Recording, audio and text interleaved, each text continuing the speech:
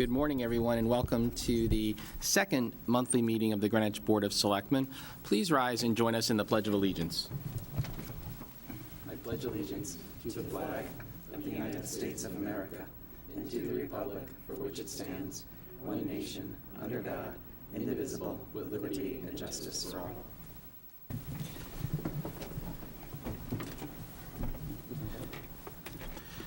Good morning. This is a public meeting of the Board of Selectmen. It is not a public hearing. The chairman reserves the right to call upon any interested attendee, though, to make comment or pose a question on any item that's on the agenda today.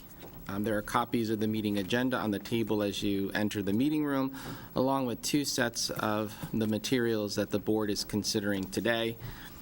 As an overview, the board's agenda today is fairly light in that there is one item under old business, which concerns a municipal improvement project referral at Greenwich Point, and there are 5 matters under new business that pertain to road closures and detours, for which we'll be reviewing.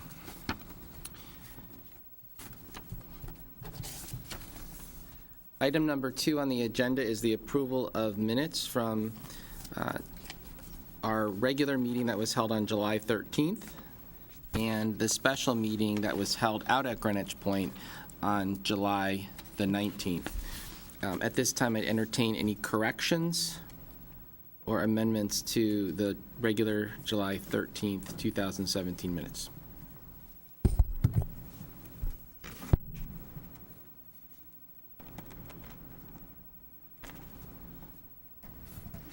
I think on page 2, just needs a capital under old business, vice, for vice chair. I think.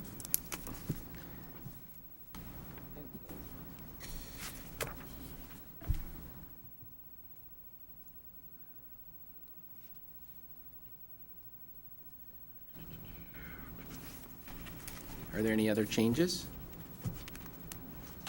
If not, is there a motion to approve these minutes as amended?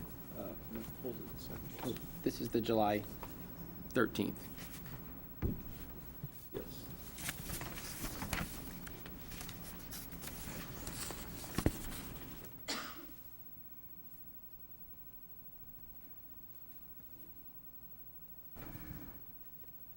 One thing. Is it under the bring your own? It's under appointments and nominations. Okay. Tom McGarity, his name is spelled M-C-G-A-R-R-I-T-Y. Okay. Under appointments and nominations, there's a correction in the spelling of the last name of the nominee for the Board of Parks and Recreation. The E after the G should be an A. Right. And then just looking up, I just want to make sure where we had the discussion on the bring your own, should it be bag? I'm just trying to recall. Isn't it BYOB? Or was it just BY? Well, that would be It was BYO. Okay, okay. BYOB. BYOB is Yeah, that's something else. We probably don't want to. That being said, let's move on. Are there any changes to any other further changes to the minutes? May I have a motion to approve? Seconded. Been moved and seconded. All in favor? Aye. The next set is from the special meeting held out at Greenwich Point. I would amend the description of the Selectmen's Advisory Committee. It should be First Selectmen's Disability Advisory Committee.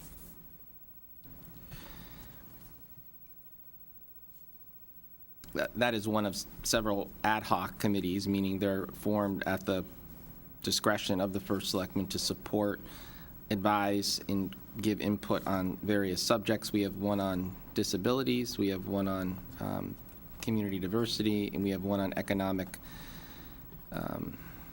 issues, and then finally we have one on veterans. Any changes, Mr. Toner or Mr. Marzullo? If not, may I have a motion to approve those then, so moved. Seconded. without objection? Item number 3 are First Selectman updates.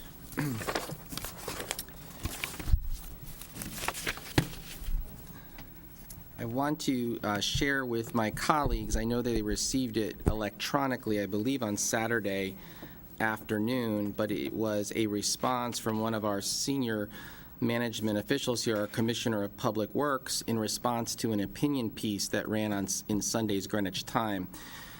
This particular story pertains to soil remediation at Greenwich High School. It also was a question posed late on Friday afternoon, 3 o'clock roughly, and so given this nature of it, the Commissioner took great care, great interest and time to propose a response, but as has been the case in many instances, the opinion writer doesn't provide ample time to people to give facts. So I'm going to read them today for the record.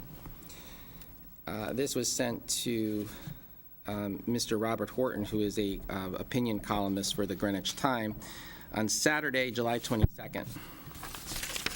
And it is a follow-up to his questions, or his comment to her that he had been speaking with Department of Energy and Environmental Protection officials about MESA progress. Now, MESA is no longer relevant because it's now the Performing Arts Center. It's up and running, but that stood for Music Instructional Space and Auditorium Project.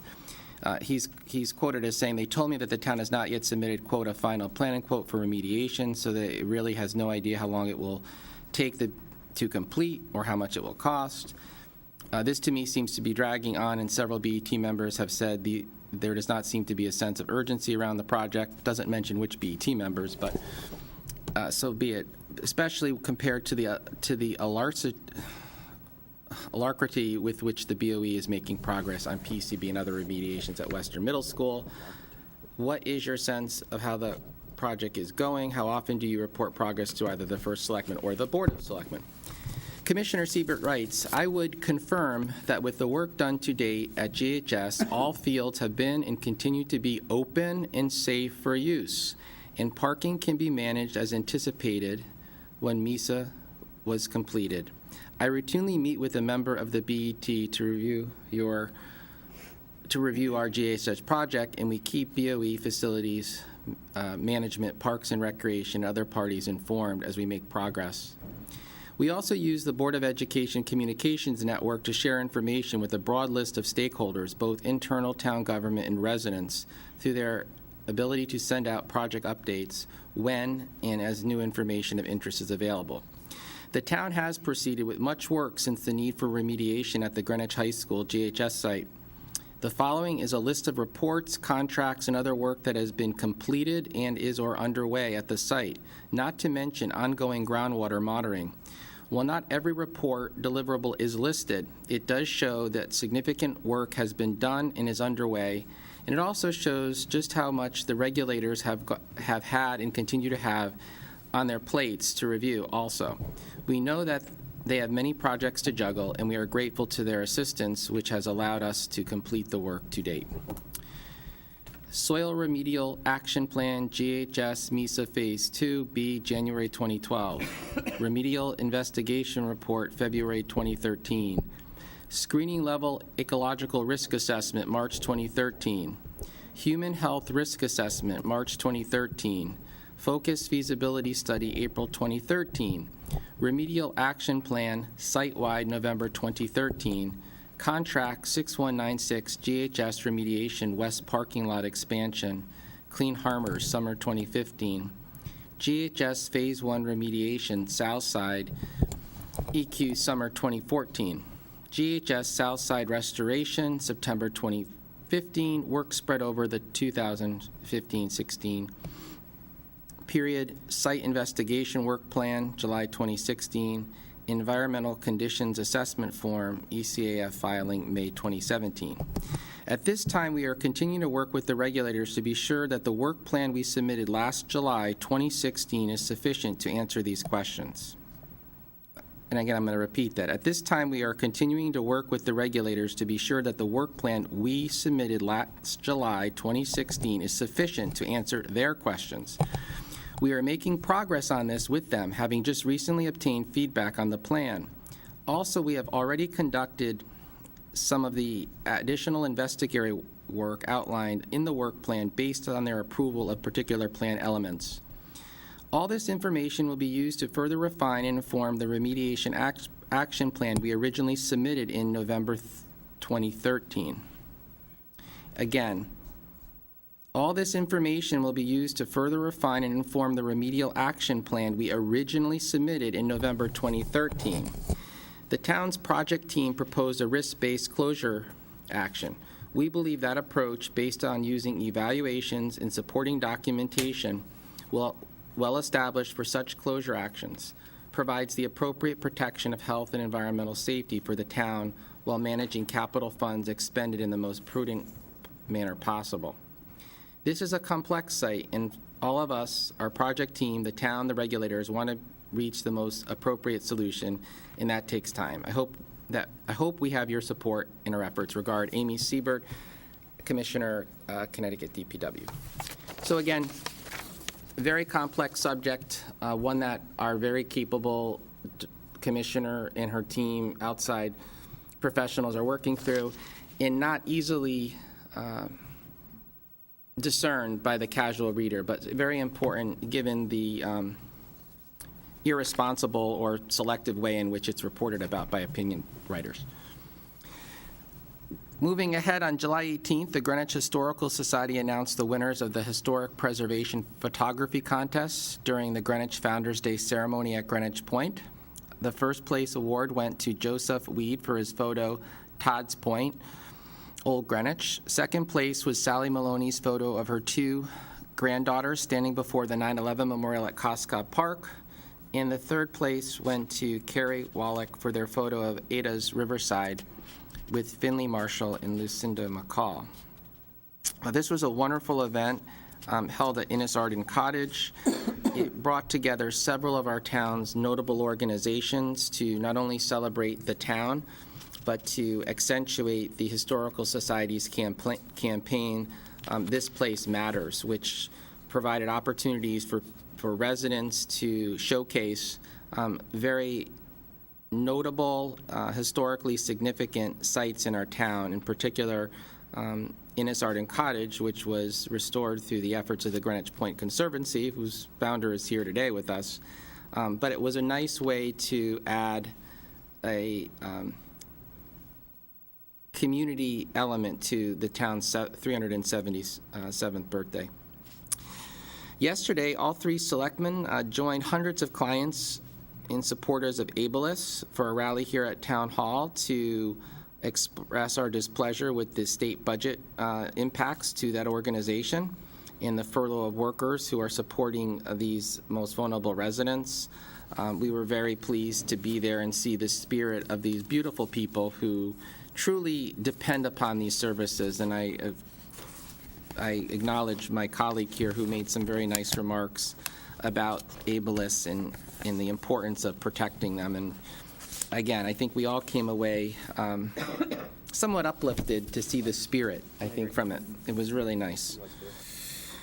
Also yesterday, Selectman Toner attended the Greenwich Preservation Trust discussion panel on the Federal Railway Administration's plan to overhaul the rail lines through Fairfield County and its impact on Greenwich.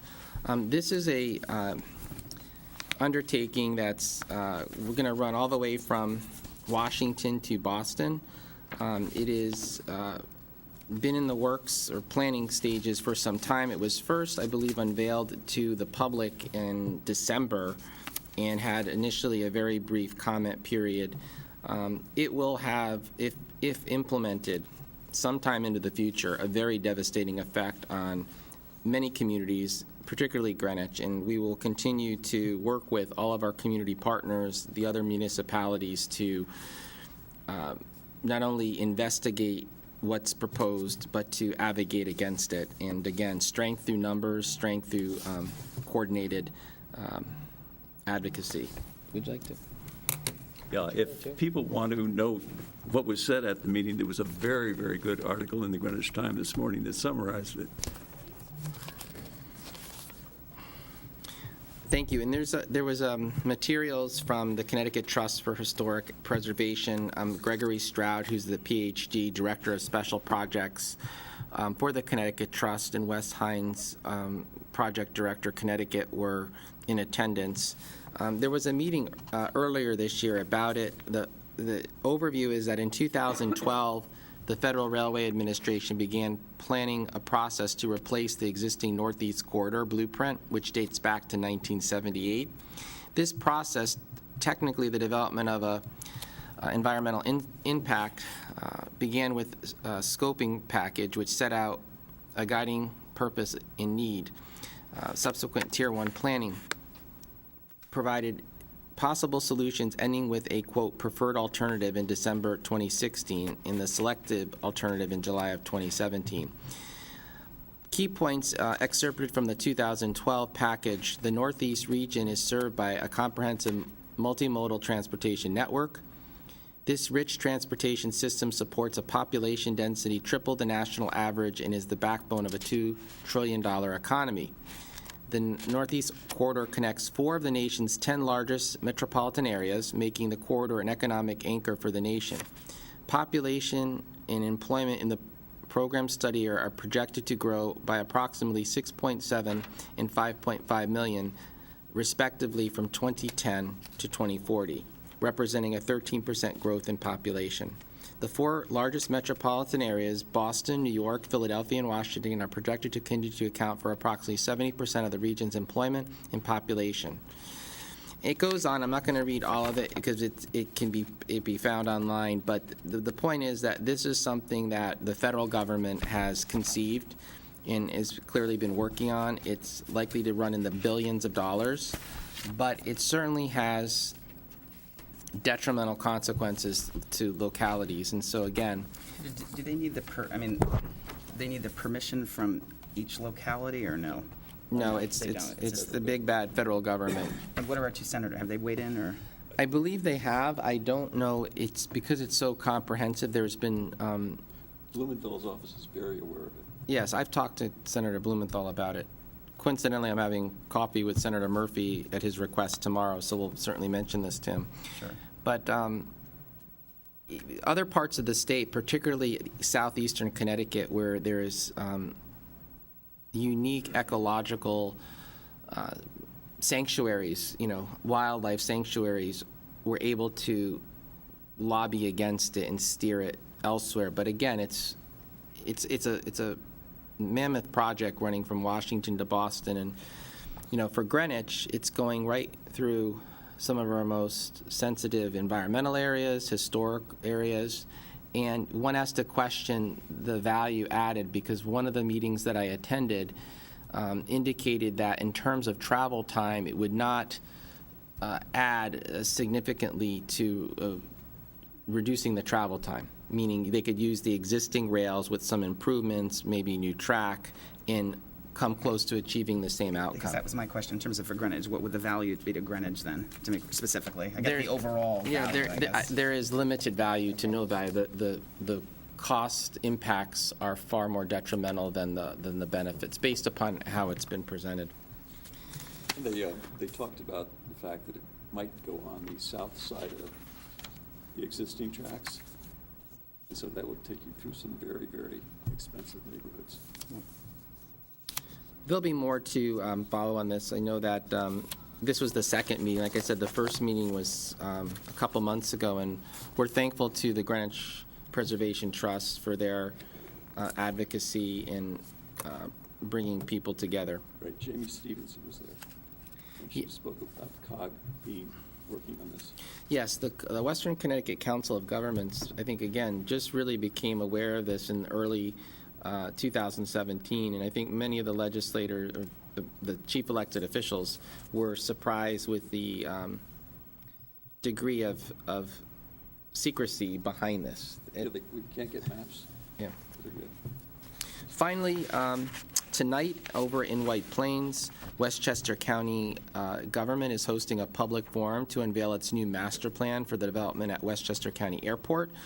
It will be held at the county center in White Plains at 7 p.m.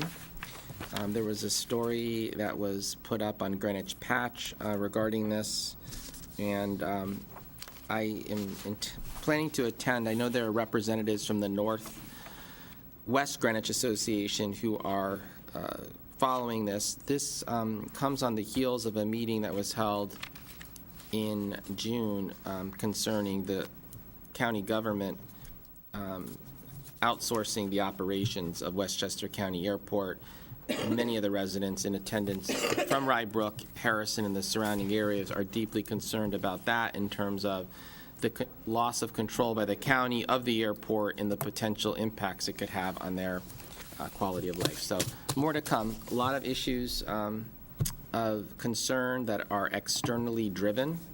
Federal government impacts, Westchester County impacts, Eversource impacts. And so working with all of our partners, I think we've had a very effective response to these. And again, we will work to see that continues.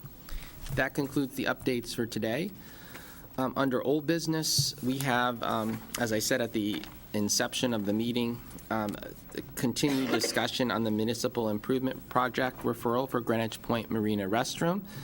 I know that we have with us today our Superintendent of Building Construction and Maintenance, Alan Manelli. I know that each of the members have further questions, Alan, but if I could just perhaps articulate for you some of the ones that I have and what I'm looking for to come out of today's meeting. So clearly we have a necessity for lavatories at our signature park. I don't think anybody's disputing that. Of course, we want to modernize them and make them suitable for the public. I think the questions that we have center on still the location and the ability to use an existing building out there, the Chimes building, to accommodate those restrooms. I think what we would like to see is the cost for the alternative, which would be to put them in the existing building, what that would mean in terms of compliance with ADA, what it would mean in terms of compliance with all the coastal flood regulations. And I think it would be important to know if, in fact, we do it that way, what our risk insurance will pay for should the facilities be damaged. So if you could come forward. We also have with us today Chris Franco from the Greenwich Point Conservancy and Sue Baker.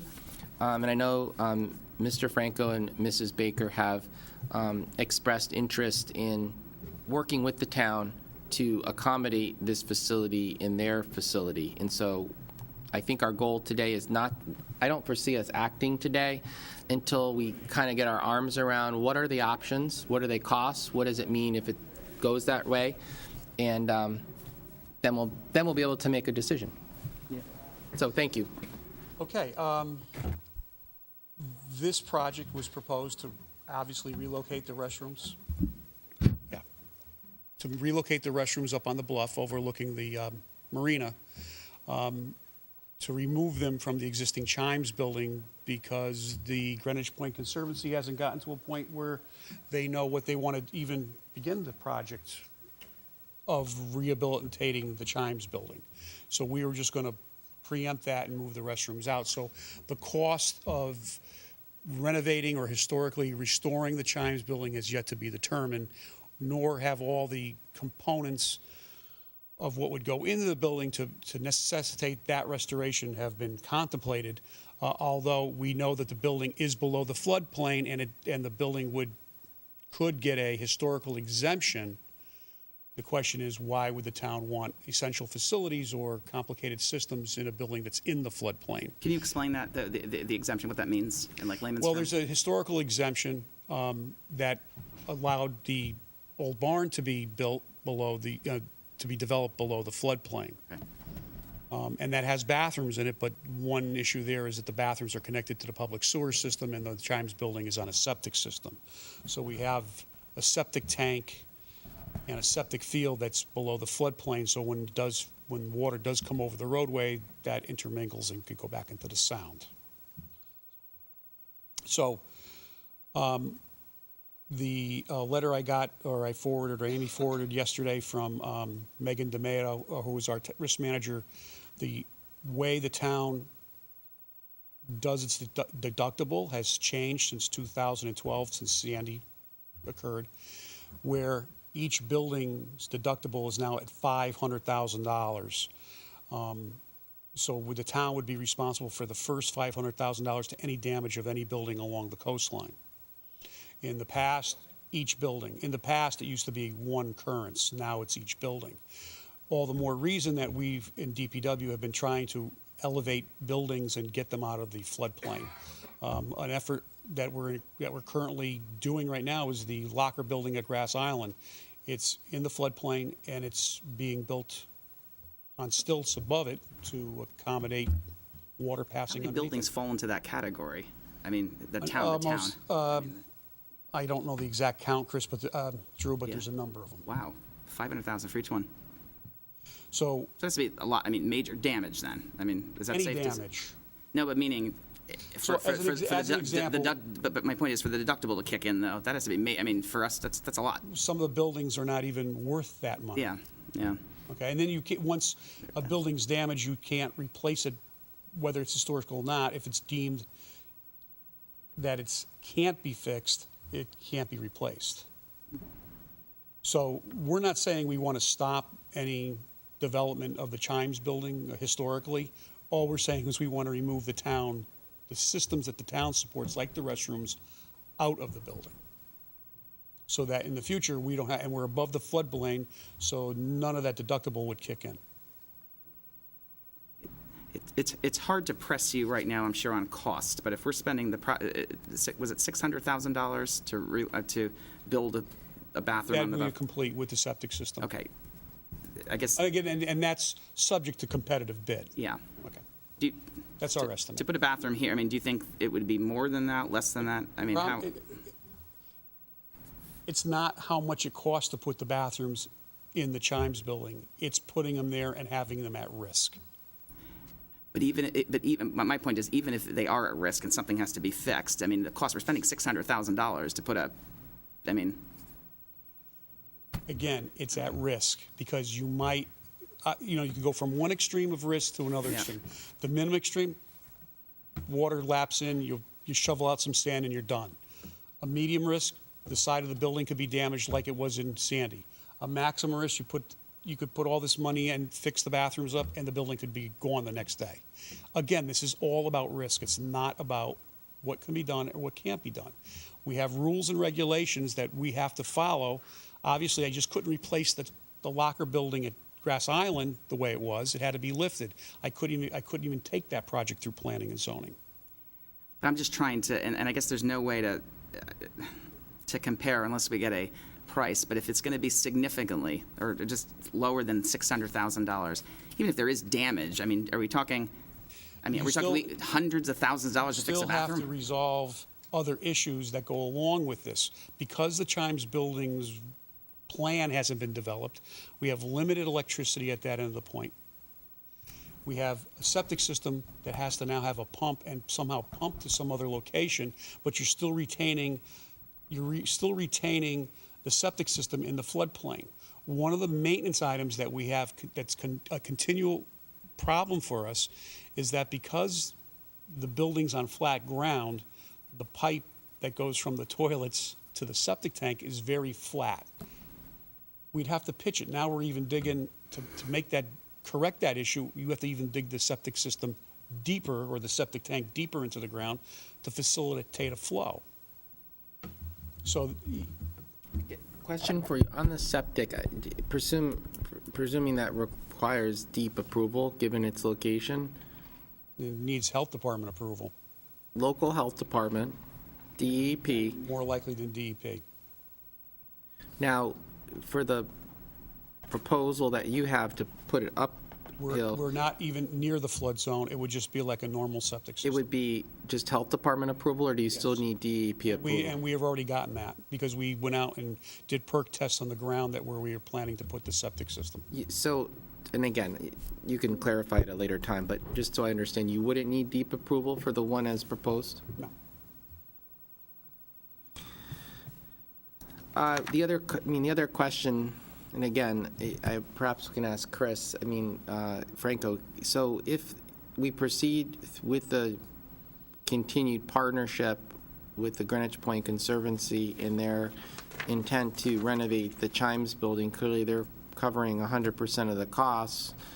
what would the cost be to add the bathrooms in accordance with the ADA standards there versus doing it in a new building? And do we get economies in terms of the construction because they're overseeing the project? Well, the economy, this is more going back to what Drew was talking about, comparing the cost, is that if the Conservancy puts the bathrooms within the building, the cost, they're assuming the cost, the construction cost. How much that is, it depends on what is decided during that plan. It could be, just the bathrooms themselves could be $75,000, $100,000 worth of work. The issue would then be, how do they get the septic system in, which would be another cost, and that could escalate. So, Would that be our response? That would be, That would would that be be us? part- well, we would part have of to that. discuss that, I would think, in all candor. Again, I mean, I'm going to speak for myself. We would have to discuss the bathroom and the costs, because would the town just then provide the costs to do the bathrooms? I know there's an interesting issue there in terms of how the project's then bid. Is it a town project, or is it, what do we do? Completed gift? Yes. License agreement project, and those are the legal aspects of it. But what I'd like to find out, and you've touched on it, is what the viability is of a viable septic system for the Chimes building, and what that would look like. Well, we could do a study and poll deep and health and see what that entails. We don't need to involve any plans of what the Chimes building is going to be in the future, just what it's going to take to put a septic system to connect that building. We could undertake that study. Okay. Chris, would you?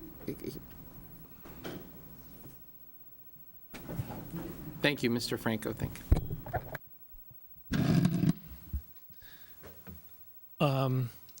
I have a couple of comments. Well, so when the Greenwich Point Conservancy was working with the town to do the Innis Arden Cottage, the way that we proceeded was that Joe Siciliano, as the head of Parks and Rec, convened a working group of constituent groups that were involved with the point, or that would be users of the building, and that working group developed a plan for what facilities would ultimately be included in the building. And then the Greenwich Point Conservancy took the work product and the facility list and whatnot, and then worked with the town to design what type of building it would ultimately be, and with an eye towards maintaining important historical aspects, but also making the building so that it would be very useful and of service to the residents, because after all, these are facilities at a public park. So we would envision the same type of process for the Chimes building. And in fact, we've had discussions with Joe about commencing that process, because we really haven't done that yet. So Joe would convene a working group of constituent groups. They would likely include the Greenwich Point Conservancy, Friends of Greenwich Point, the Old Greenwich Yacht Club, the sailing program, perhaps some other groups that might be potential users or that have an interest. This typically takes a matter of months, because we have a handful of meetings, and then that group develops sort of a wish list for what would be included within the building. The Greenwich Point Conservancy, we're ready to do that, because we've got the old barn project under our belt, so to speak. And we've been fundraising for several years for the Chimes building. We're well on our way in terms of fundraising. So I would envision, Joe soon, commencing that process, and the process of getting the facilities plan together for the building. And then we would go through the design phase, and then we would ultimately go through planning and zoning and get all the requisite approvals. The Greenwich Point Conservancy would strongly advocate for having restroom facilities in the Chimes building, irrespective of whether there are any up on the hill or not, because we think that they're core facilities that would be needed in a building that would be used by the public, that presumably the sailing program would continue to be there, presumably the Old Greenwich Yacht Club would continue to use the building, and there are other ways that the building might be used to serve the community. In terms of where those restrooms would disperse the water and the wastewater, that's a question that I think, Alan just indicated the town would take a look at. We'd be happy to take a look at it. I've done a lot of projects. I am aware that, and I have experience with having septic pumped up a hill. So, maybe one answer would be that the septic system goes up where it's proposed to be, but that it's pumped up from the Chimes building. It's not a terribly expensive or difficult engineering process, and that might be a great way that we could partner. Maybe the town puts the septic system in up on the hill, and the Greenwich Point Conservancy has always borne the entire cost of the projects that we've done. We've had no contributions of public money from the town. And we would envision the same for the Chimes building. So if we did restrooms in the Chimes building, the Greenwich Point Conservancy would be paying for that with private money. And then ultimately, when we gift it over to the town picks up the maintenance cost for it. So that's kind of how we would foresee that this could work well. And I don't think it's certainly not years out. We would like to actually get started with that planning process and the design process. And it might be a year, it might be more than a year before we get started. It really just depends on how quickly. It's mostly a function of town, processes at that point. The process with Parks and Rec, and then the planning, and then the process with getting the requisite approvals. Just, Chris, two questions. How did, in terms of walk us through the process with the other building, because forming this group, how did then the group wasn't formed prior then, Alan, how did this come about then? Because it was brought to us for an MI prior to this group, so. You're talking about which? Yeah, before. Joe and I talk about his facilities all the time, and Okay. This was something that we identified as being needed, and it was funded by the design was funded by the BET, and we executed the design and forwarded the MI. Has the Conservancy taken an opinion just on a bathroom in that space in general? I know.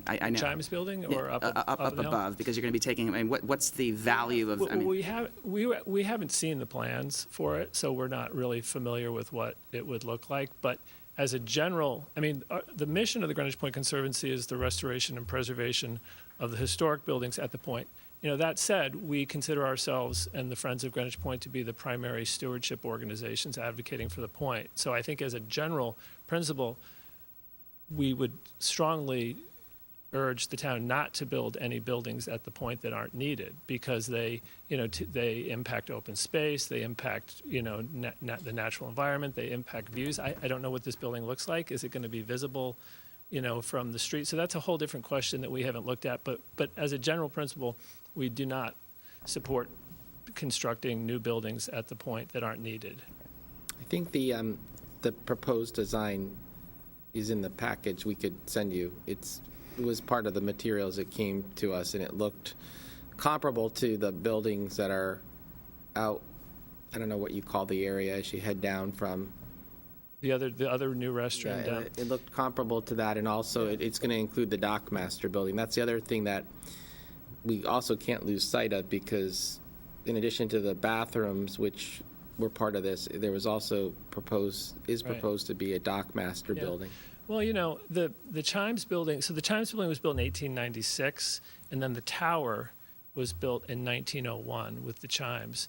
And it's a pretty substantial building that's very, very much underutilized at this point. There's a fair amount of, square footage there, and the Dockmaster is in the base of the Chimes Tower. There's a very large area that's lockers for the Old Greenwich Yacht Club. There's the sailing program. There's a bunch of empty space. The entire upstairs is empty. So there's a lot of space there. When we were doing the old barn, I don't know if you guys recall, but there was some pushback from the town and from conservation and others about rebuilding a building in the flood zone, and whether and how that would impact FEMA regulations. And that's when we did research and learned that there was an exemption for historical buildings. And at the time, we noted, and I think I would note again, that the fact that we have these spectacular historical buildings at Greenwich Point is not just a blessing because they're beautiful historical buildings, but it's also a blessing because the town can construct needed facilities in the flood zone. And if we didn't have historical buildings, we wouldn't be able to do that. So the only option would be to put restrooms and a concession stand and all these things up on a bluff. So the fact that we have these historical buildings is a real gift. And, I mean, I think it makes a lot of sense to take advantage of that because we're very lucky.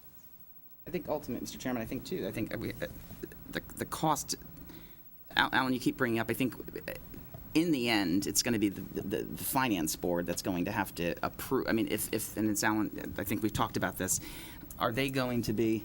Well, the money's, Alan, I mean. It's been yeah. allocated, but will they approve? I mean, if there is an inherent risk that could, in theory, if the bathroom is damaged, what will the cost be to? I think you just review, what do you have budgeted? What do you have budgeted?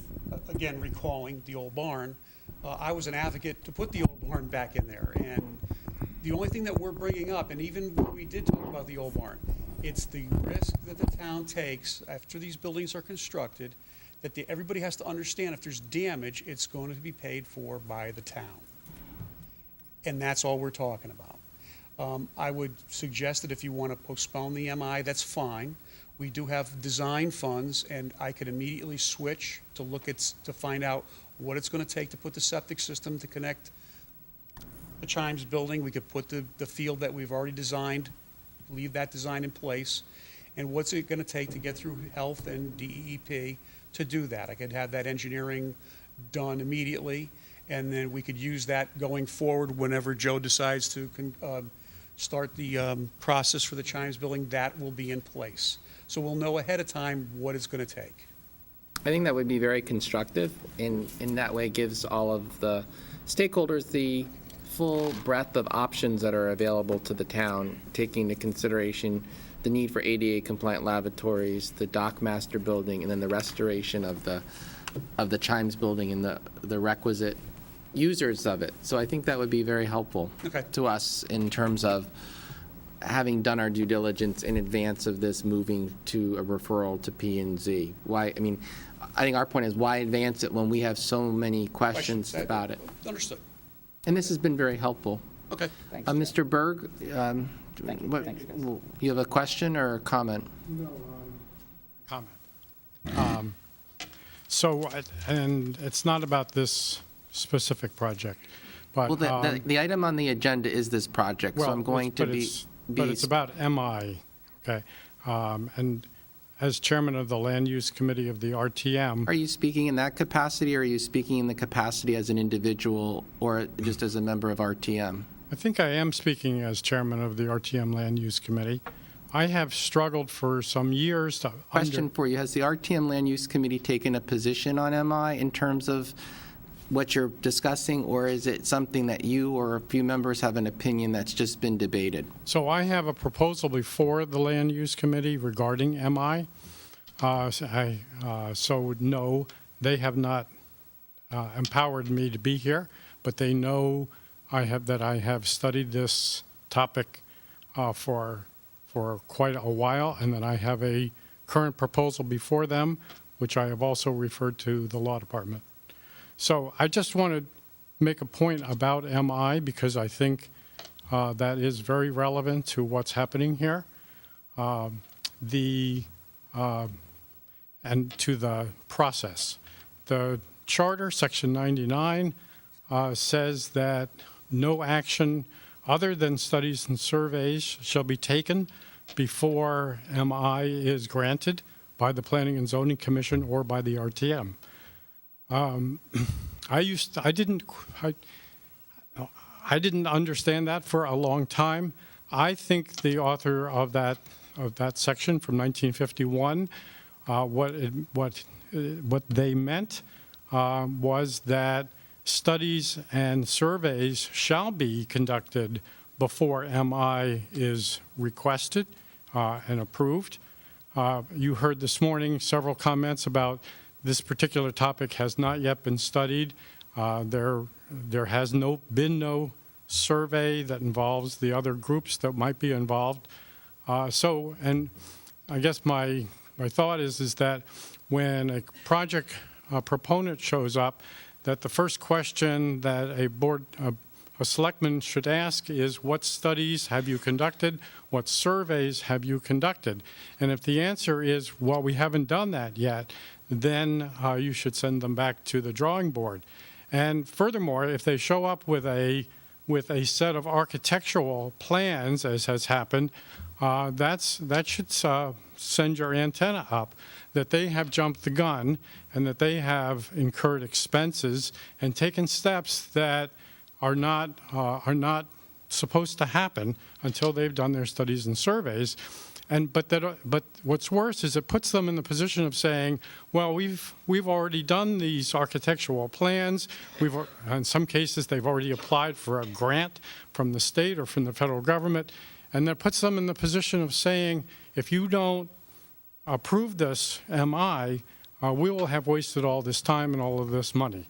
So it's a process. It's a MI process that I'm still struggling to understand.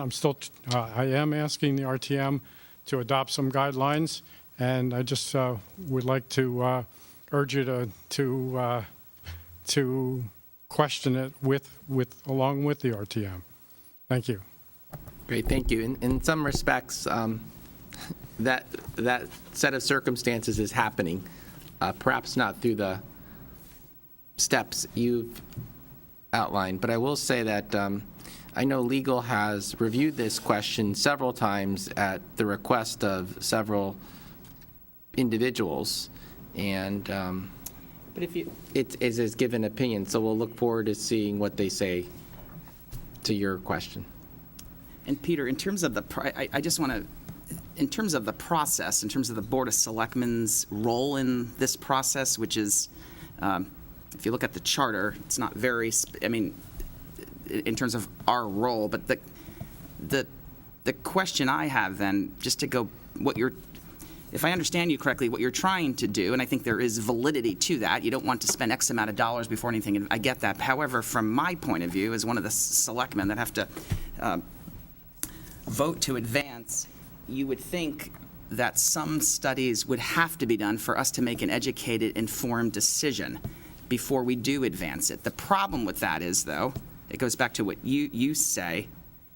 If Alan comes back with, plans, that's going to occur cost and time, and then we review the plans but don't like them or we don't agree with, that cost is already, completed. So we are at a disadvantage if we do not have something to work with. So what the charter, the term in the charter is studies and surveys. It's not plans. Which I understand, but back to our argument as the executive branch, I understand, but we have to have something to make an informed decision before we advance it. I think in fairness to Mr. Minelli and the process that they follow, that's been embraced by the various town bodies over the last several decades, he can define what it is he presented. I mean, I looked at what you presented as preliminary in conceptual plans, which is what we have used in the past to greenlight various projects. And, this has been somewhat maybe refined, but this is carried forward as, quote unquote, a process preceding this particular board's existence. So Yeah, but it'll be interesting to hear Mr. Vox opine. I certainly welcome that. And at least with this particular project, I don't think we're that far off as to what you're talking about. Well, but you should know that when this board refers an MI to the Planning and Zoning Commission, that alone gives a project momentum. And sometimes that momentum is enough to keep make a project continue on, even if conceptually it's flawed. So that it's a conceptual planning approval. That's what MI is. It's very different from site plan approval. Once you look at a set of architectural plans, you're going to be, I'll say the word distracted. You'll start to look at the design of the building, the types of materials, the number of parking places. Those are all site plan zoning considerations. They are not planning considerations. So, But Peter, this board, though, to begin, and this is the way the charter is written, this board has to have some, I mean, so we're just voting if we like conceptually like a bathroom somewhere. What's the role then from the executive? We have to have something. sure. So what? I mean, whether it's a plan, I mean, So what you're really doing is you're giving a conceptual planning approval, and you're looking to the plan of conservation and development. You're looking to any other town-adopted plans to look for consistency. And even if you don't need to see an architectural drawing, you only need to think about, does this make sense from a planning perspective? not to but in this specific case, we are actually there are two options here. So the Board of Selectmen has two options, whether or not we're going to put the bathroom inside the Chimes building or put it up on a hill. So conceptually, yes, this board says, yes, bathroom. I think we all agree the bathroom's going to go somewhere. But the decision is where is it going to go specifically, there or here? But we do need some plan to compare the two, because they're two different locations. Yes. So this one's different. So, and you asked, are there other alternatives? That's a perfectly consistent planning type of question. But you don't need to see building design for the building on the hill in order to No, but I think, make that but we do need decision. information to compare the, because if one's going to be so significantly more expensive, or it can't work because of a septic issue, this is different because there's a comparison for two spots. We usually have an MI, it's going on one spot, and this is different. Because there's two, it is different, because there's a comparison going on. And for us to be able to compare it, we have to have information on both of them so we can compare and evaluate the two. This one is So- different. Yes, so though I'm not sure cost is really a significant element of this decision, there are no cost issues in the Plan of Conservation and Development. All right. Thank you. Thanks, Peter. Mrs. Baker, and then Mr. Gunsberg. Thank you for this opportunity to point out one thing quickly that Chris alluded to, and that's the loss of open space and destruction of habitat in what is necessary to construct a whole new building. And regarding the building that exists, the beautiful old Chimes building, if you have not been there, I invite you to take a tour. There is a whole beautiful second floor. It's an apartment. There's a bathroom there. It's plumbed. It's got a beautiful old ancient tin ceiling. That would be a perfect place for a new harbor master's office. Dockmaster. I mean, dockmaster's office. Thank you. And Don't say. just as we have, oh, yeah. We only hire Shoot, dock. all right, we all only right. hire dockmasters. Don't even You're go getting there, Harbor. confused like someone else did many years ago. This is not the Harbor Management Commission, thank God. As we have done with the two other buildings, that's the Innisarden Cottage and the Old Barn, we have put in the most up-to-date technology, including air conditioning and heating, which have made both of those buildings usable all year round. We would do the same thing at zero cost to the town. And in doing that, you would create a beautiful office on the second floor, could be used by more than one person, would have all the highest end technology for computers. That's what we've put everywhere. We've accommodated all of the necessary marine aquarium equipment at the existing Innisarden Cottage. We have created all the necessary use for internet that the guy that owns the concession stand, we put all that in.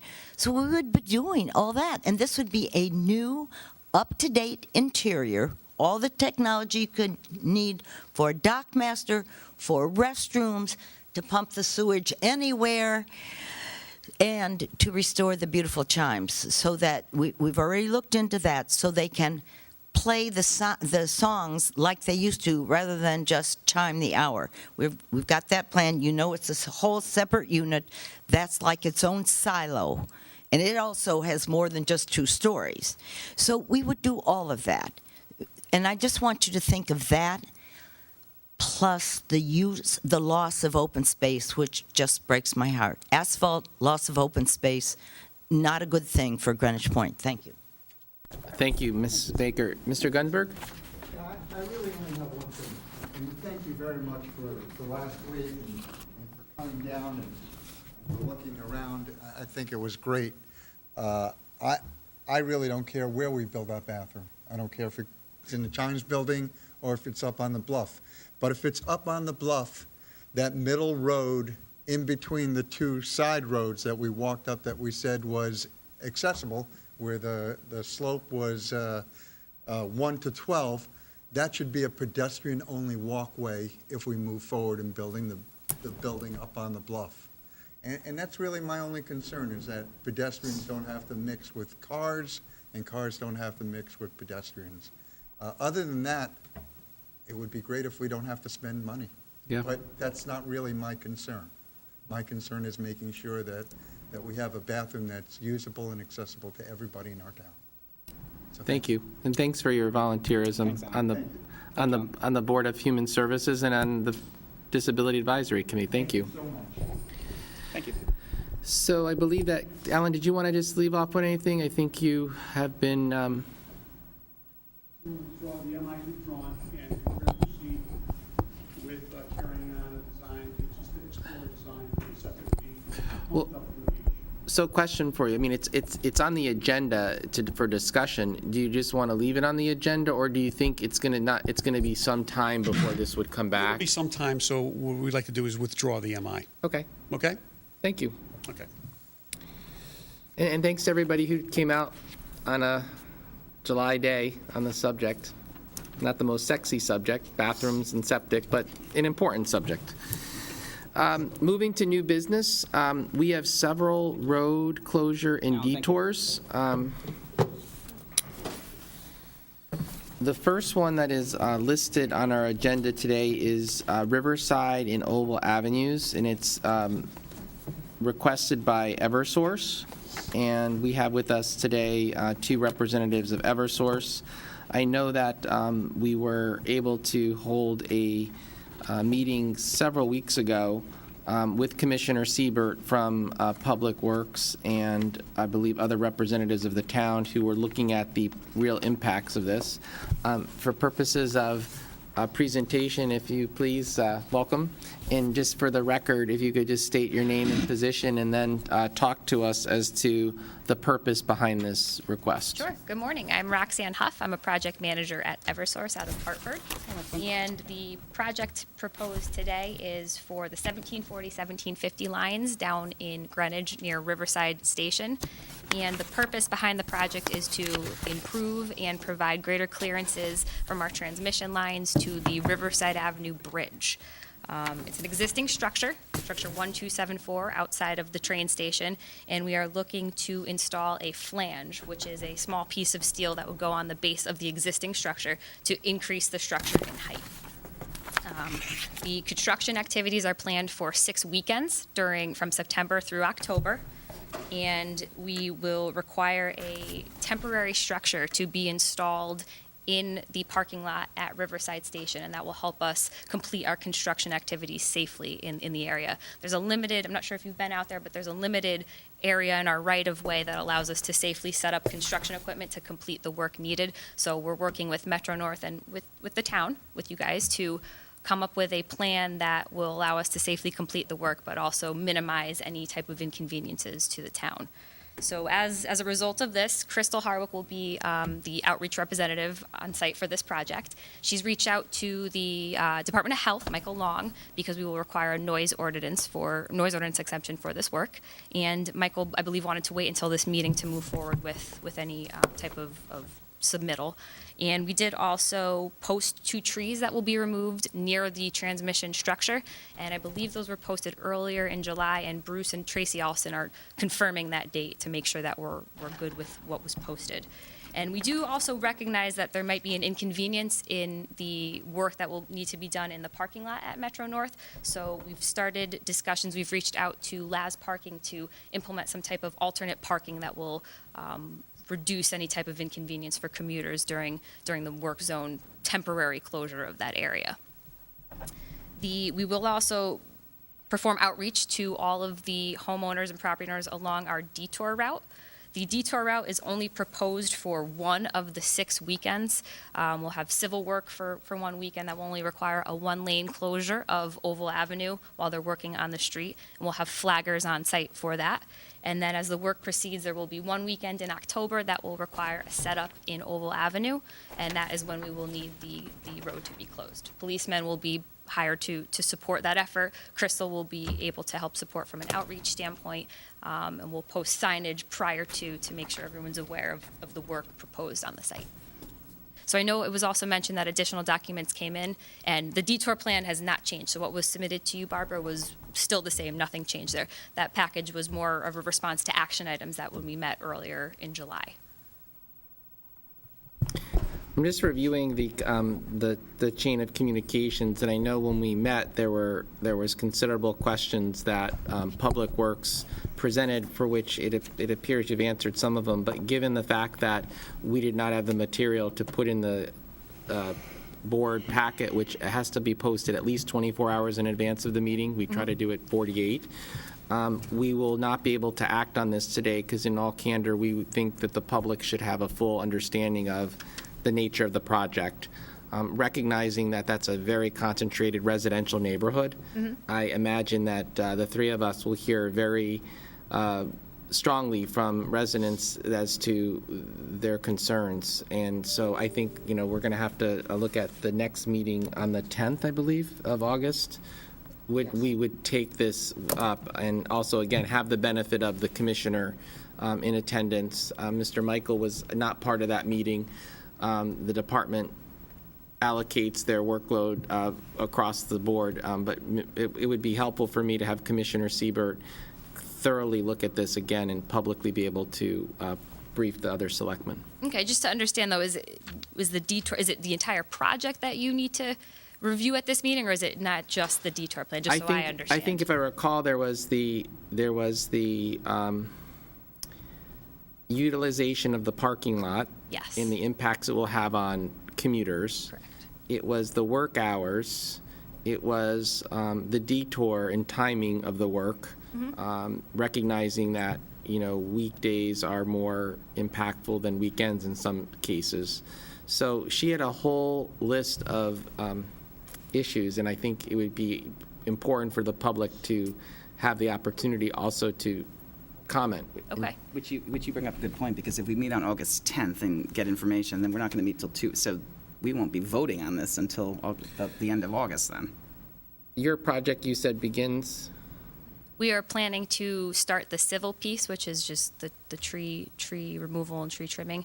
September 15th would be when we're proposing to have the first closure. But we would like, so outreach for this project is not yet fully underway because we want to provide accurate information to the landowners. So that is. Is that enough time? So if we, August 10th and then August 28th, what would that be? That's going to give you. That will be close.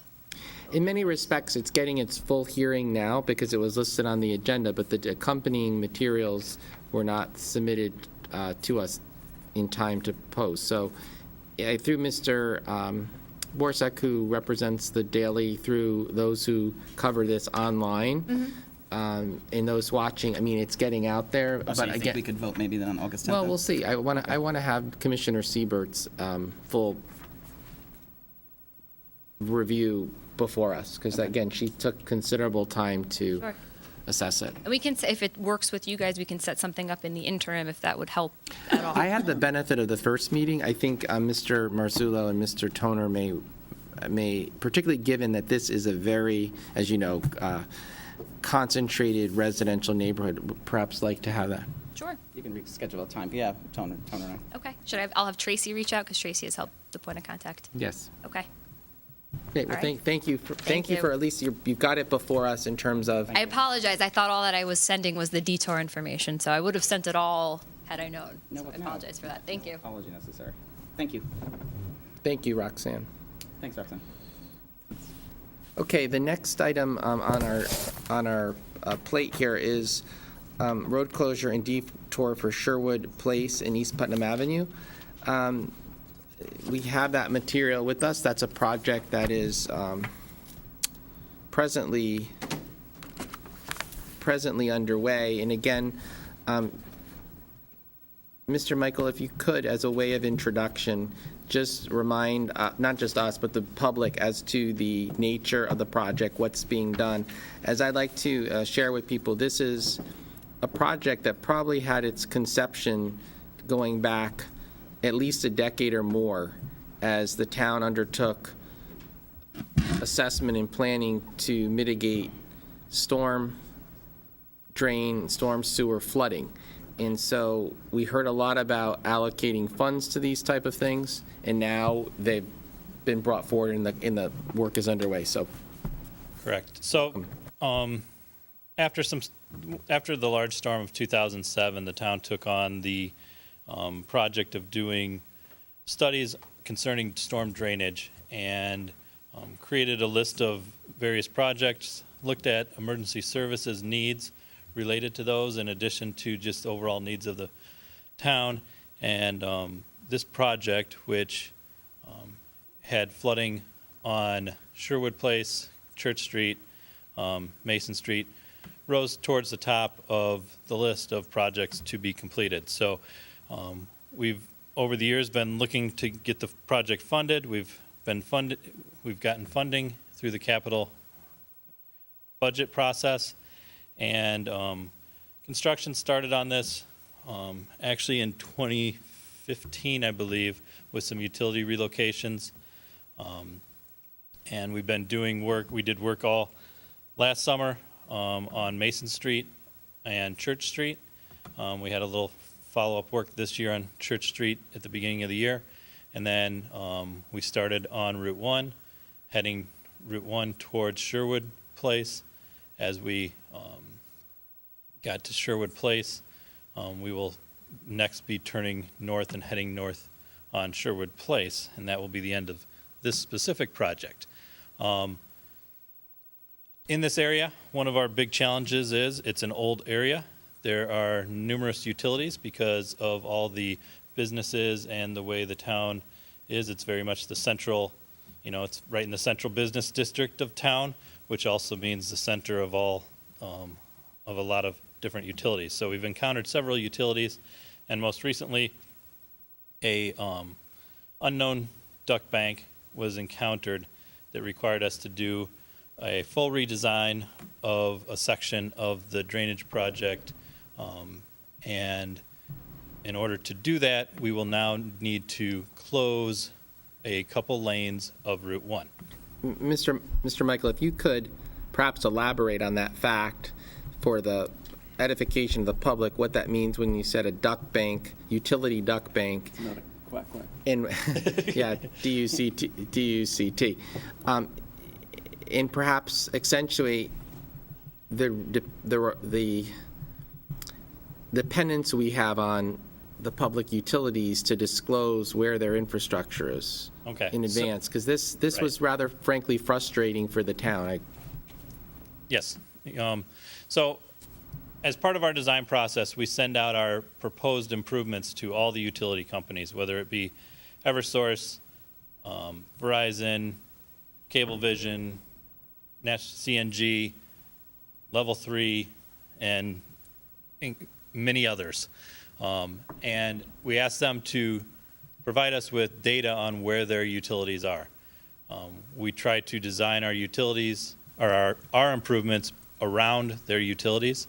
They send us back information. In this case, Verizon sent us some information, but they didn't send us complete information. And so when we So one of the other things that we do is we dig a test pit. So we'll go out and dig a hole in the ground to find the utilities to make sure that they're where the utility companies told us they were going to be. As part of that process, we have to do what's considered a call before you dig. So there's a number we call a couple days before we go out there and dig, and then the utilities go out and put paint marks on the road or on the ground in the parking lots, et cetera, where their utilities are supposed to be. So anytime you see a bunch of different colored paint marks, those are indicating what different utilities are supposed to be in the ground at that location. Oh, is that what that's for? So, yes, so. Did you know that? So when we go and we dig up a small area to find where those utilities are, we're looking for how deep they are so that we can put our drainage lines potentially underneath them. In this case, we did that process. We dug a test pit down nearly 12 feet deep in there, found all the utilities that we were told were there and were painted out, and completed our design, proceeded with our construction. When we got to that point in construction, we were planning on putting our drainage line between 13 and 16 feet deep. When we got down to the 12.5-foot mark, we ran into a clay structure that included 48 individual ducts, basically pipe areas for additional Verizon lines that went between 12.5 and about 16 feet down into the ground. So exactly where we were planning on putting our drainage line. So now we're going to need to go, so there's 48 additional lines that they didn't let us know ahead of time before we got out there the middle of June, and didn't have them marked even with the paint marks when they were doing the work.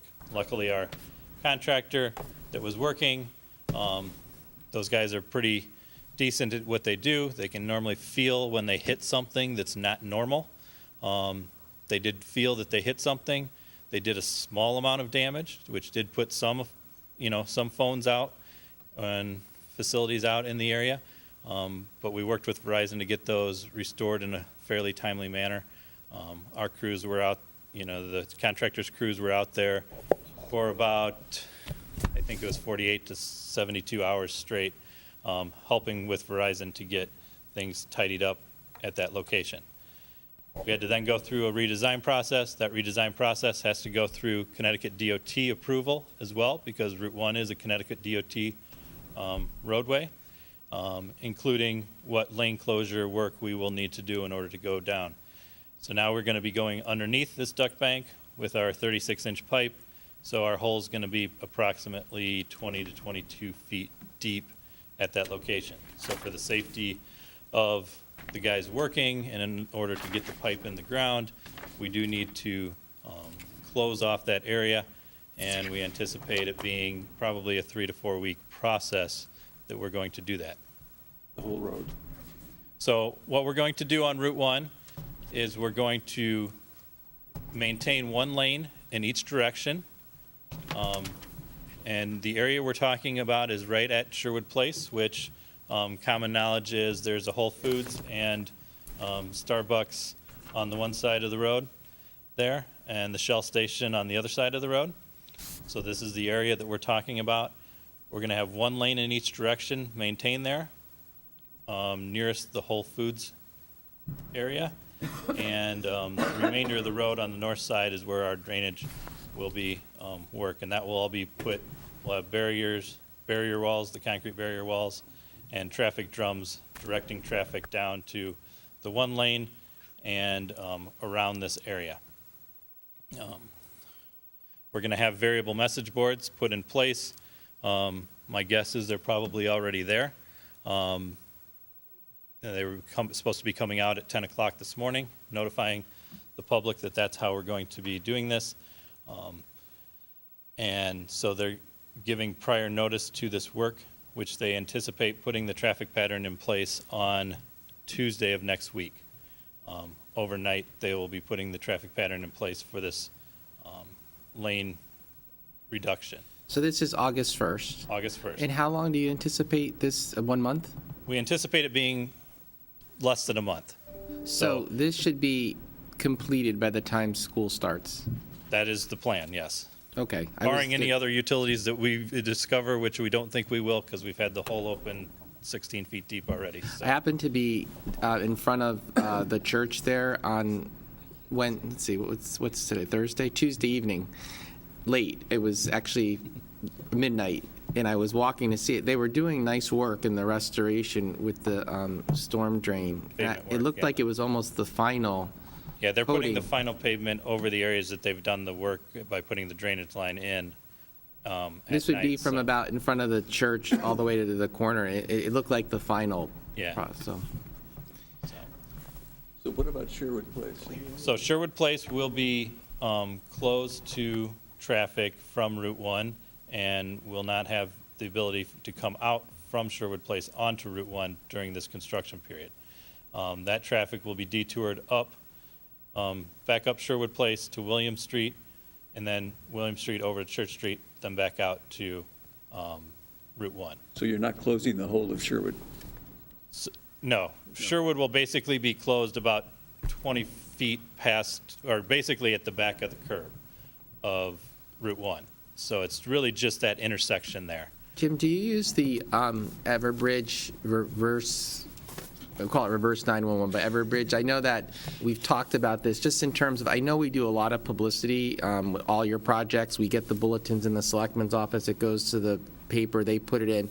But inevitably, people will say, well, I don't know about it. And again, it really almost speaks to really how are they getting their news. So I'm thinking if we can, working with some of the folks in emergency services, we can get them to target the impacted areas rather than using it townwide, although it's going to Correct, yeah. I mean, outreach we've run into is always a challenge because we always hear that, nobody ever knew anything about what was coming until, the first barricade goes up. And so, we have looked at using the Everbridge reverse 911 notification in talking with the police who kind of manage that.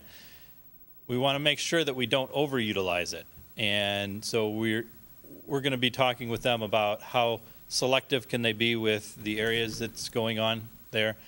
We are going door to door with flyers today, letting them know directly in this impacted area. But we do know this is Route 1. So there's everybody that is in town may be impacted by this, and people from out of town that drive through this area are impacted by this. We're not going to be able to hit every single person. We're going to do our best. We're going to try and get notices out there, and we're always going to, we're getting it on the webpage today as well. We try to get it out there in a timely manner so it's not too early in advance, but also, we're pretty tight on how close we are, but we are waiting to get the final DOT approvals of the process, which has come in the last few days, so. Great. Are there any questions on this particular one? If not, is there a motion to approve the road closure and detour request as presented? So moved. Second. Okay, without objection. Thank you. The next item before us, item C, is the road closure for Sound Beach Avenue, Arcadia Road, and Highview and Lockwood Avenues. This project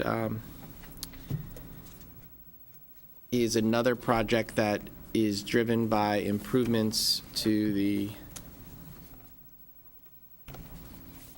storm sewers. And I know this one, I could recall sitting here as a member of the BET in hearing requests for improvements to mitigate flooding on those streets. So it's amazing how it's taken a decade to get it from Correct. point of conception to design to now shovel in the ground. So, so this is another one of those drainage projects that fall onto the list. The work has started. The work is work that starts in the Old Greenwich School, behind the Old Greenwich School, the drainage plan. Okay. And so the drainage will go up through the Old Greenwich School. It's going to cross Sound Beach Avenue. It's going to go between private properties over to Park Avenue, and then it goes both directions on Park Avenue. It crosses again through private properties over to Highview, and then a short stretch on Highview. It will connect into some work we've done in the past few years up at the Old Greenwich train station. And we did that work during the first stages of the Old Greenwich train station improvements, so that those improvements would be done and in place at the time that the train station work was going to be underway, so we wouldn't conflict with them. The road closures in this case, we do have to cross Sound Beach Avenue. In talking with the contractor, they are planning on doing the crossing of Sound Beach Avenue at night, and we are planning on, because of the volume of traffic there, our goal is to maintain the southbound traffic and detouring only the northbound traffic for that period of time. If at all possible, depending on the work area, we will try and maintain 2 lanes in each direction, or 1 lane in each direction. But when we start getting towards the middle of the road, it'll just be very difficult and nearly impossible to maintain more than 1 lane. So we plan to maintain the southbound traffic, figuring it's at night. A fair number of people will probably be coming back home at that time rather than going more north from the area. So that's our plan there. Then that is scheduled for a couple weeks in August. Then the next portion of the road closure will be daily road closures of Park Avenue and Highview. And there'll be shorter stretches. We'll maintain access to all the residents, but rather than having through traffic because of where the storm drain is going to be placed and how narrow those roads are, we've been working with the residents to make sure that they would prefer the road just kind of be closed during that time, and it makes it a little safer for the workers. That work will probably be occurring later in September through the rest of the fall and potentially into the winter or spring, but it will be small little sections. It'll be reopened each night, and that work is done during the day. So, Jim, just to accentuate, so the main artery being Sound Beach, it's stating here that it's approximately 2 weeks of work, that's August 7th through September 18th. So, well, that really extends beyond 2 weeks, or is it intermittent, meaning it's it's a 2-week period. Once they start the work, they anticipate it being about 2 weeks. We don't know the exact date when they're going to start of that, so that's why that date range is longer than just 2 weeks. Can they try and do it before school starts? Because I think that adds tremendous. That's our ultimate goal. And that's the same thing. That's our ultimate goal, is to have that done before school starts. And like I mentioned, that specific section will be done at night, so it shouldn't have as much of an impact, and it will be reopened each morning, so it shouldn't have as much impact on the school itself, but we are trying to get it done prior to school being back in session. Okay. Does anyone have any questions on these? Just that, no, you asked that. Okay. Is there a motion to approve these, the Sound Beach road closure and detour for Sound Beach Avenue, Park Ave, and Highview? So moved. Second. Okay, all in favor? Aye. Without objection. So that's, D is a road closure detour for the Binney Park Pond Maintenance Dredging and Bank Restoration Project. Okay, so if you've been by Binney Pond recently, you've seen that there's lots of fences and lots of pipes laying on the ground out there. If you've been by there very recently, meaning starting yesterday, you'll see that there's equipment that's been starting to dig the material out of doing the dredging of the pond. So as part of doing that, what we realized is that for the convenience of traffic, we have to dig the material out and truck it and pile it in an area, and that is going to be to allow it to dry for a period of time. A good portion of that material is coming out on what's kind of the north side of the pond, or I guess it would be more the west side, the Arch Street side. So they're going to be digging it out, putting it into trucks, and in order to take the trucks from there back to the spot where they're stockpiling the material before they haul it out to let it dry, they would have to go out onto Sound Beach, around Sound Beach, back down Wescombe Wood to get to the area. What we'd like to have them do is just come right back down Arch Street, which is a one-way roadway, back to their site where they're stockpiling the material. And so we're asking for a closure of Arch Street through that stretch to allow the trucks to be moving back and forth directly on Arch Street, so that they're not coming out onto Sound Beach during the work. So they're kind of going the wrong direction on a one-way road, and for their safety and for the traveling public safety, we'd like to close that section of Arch Street. So we would still maintain, and they still would allow the part, there's like one road over there that comes off of Arch Street. I can't remember the name of it exactly, but Oenoki? No. further up there, I think it's Pell Place, I think. So that there's a few houses back in there, so we allow them to go in and out of there. We just make sure that the trucks are aware of it, and that's the purpose in this one. Jim, do you have communications verifying that these were sent to the Riverside and Old Greenwich associations? We will make sure that they were. If they were not, I can't verify that for sure. Okay, if you could, and then you could copy all three selectmen, since we will be, we will get the questions, and that way, I think essentially, having this background, most people who take the time to read it understand the necessity for it and are pleased that that project's going forward. But just, you could copy us. I believe the head of the Old Greenwich Association, I believe, is Mrs. Magnolan, and Riverside transitioned to Daryl. I think it's Mr. Daryl DeMakes. And there's another name. I can't. Anyway, I could confirm who I am. We can get that from. Because they've been involved with us on the whole development on the corner of Sheep Hill Road and East Putnam. Yeah, and we're in good communication with them. We've been helping DOT with the railroad bridge down there in Old Greenwich. Well, that's the thing that I was going to raise too, is that with this going on, with that project going on, it's a trifecta. Yes. And naturally, for those who aren't aware that one of these is a state project, the natural question, well, don't you folks coordinate? And clearly you do, but to the casual observer who's sitting there, they get, short fused. And so I just think the more communication we can do, the better. Certainly we thank the Times, and Ken, you've been great about trying to help us with these, and you do your neighborhood notebook, and that is helpful. So thank you. When does this supposed to start? The project's underway. No, the closure of Arch Street.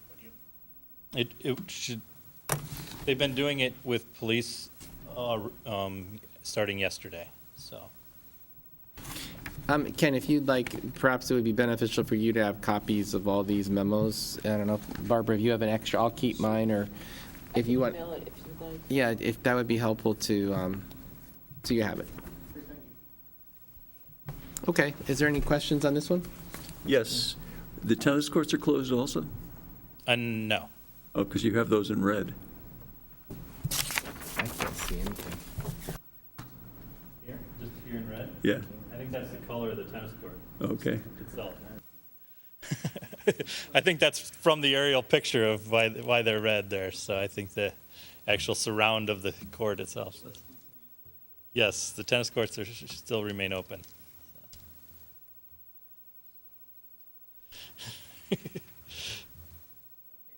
So if you could make a motion to approve this one? So moved. Seconded. All in favor? Aye. And then, let's see, is there one more left? One more. I'm Uh, gonna turn that one over to Frank. Okay, the next one is road closure in detour for Lake Avenue, Lower Cross Road.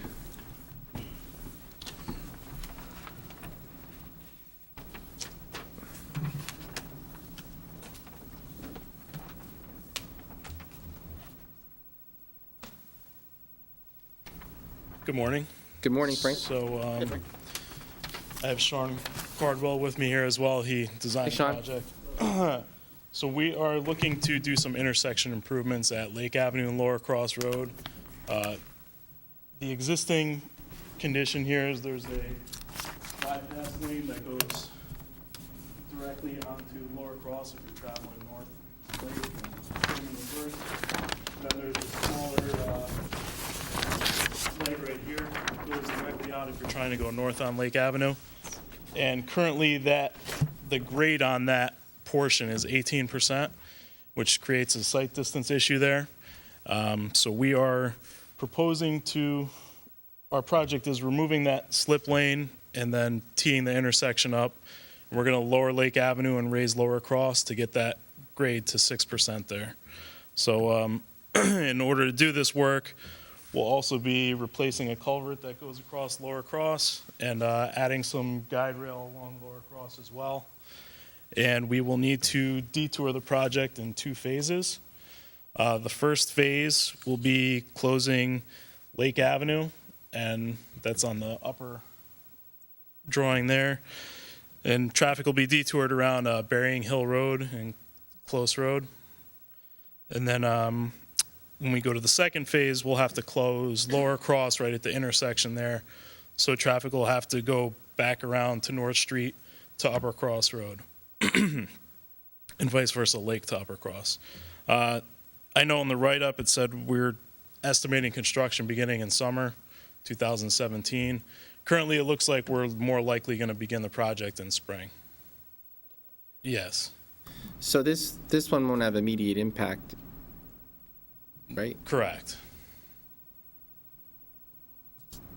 I guess the question I have is just, then there's any reason to approve this now, versus Well, the there time? is a chance we'll be able to start it this year, so if we do, we can update you Okay. on that date.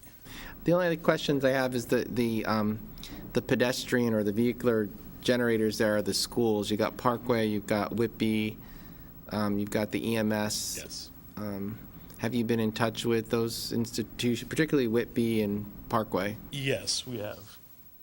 I know there's a new principal at Parkway, Okay. and so perhaps, reaching out to her, How long ago? Was it? Mary, oh gosh. It was a while ago now. Yeah, it was last winter, I believe. So, okay.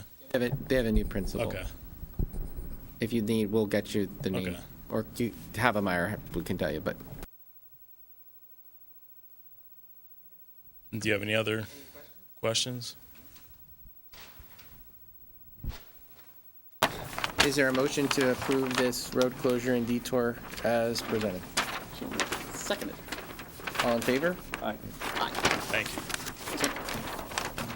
Jim, do me a favor. You're going to notify the businesses on Sherwood Place of closure? Yeah. Thank you. I saw him again. He keeps saying, this isn't good. We have notices going That's out nuts. to all those businesses in that area, today,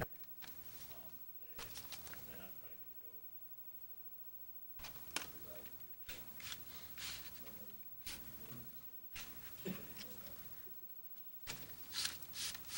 We can let them get in contact with me, and I can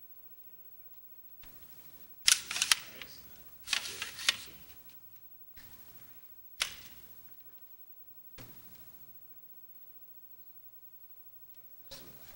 All right? That concludes new business. Under old business, we have appointments and nominations.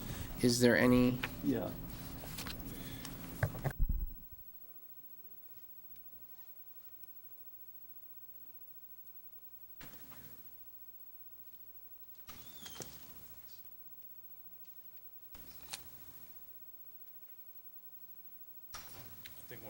Eversource people left us here. I'm glad our minds went exactly there at the exact same second.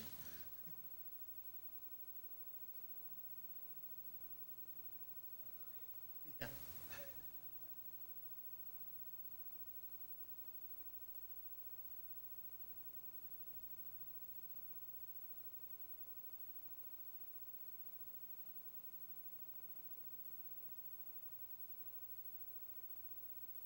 Okay, there are no nominations today.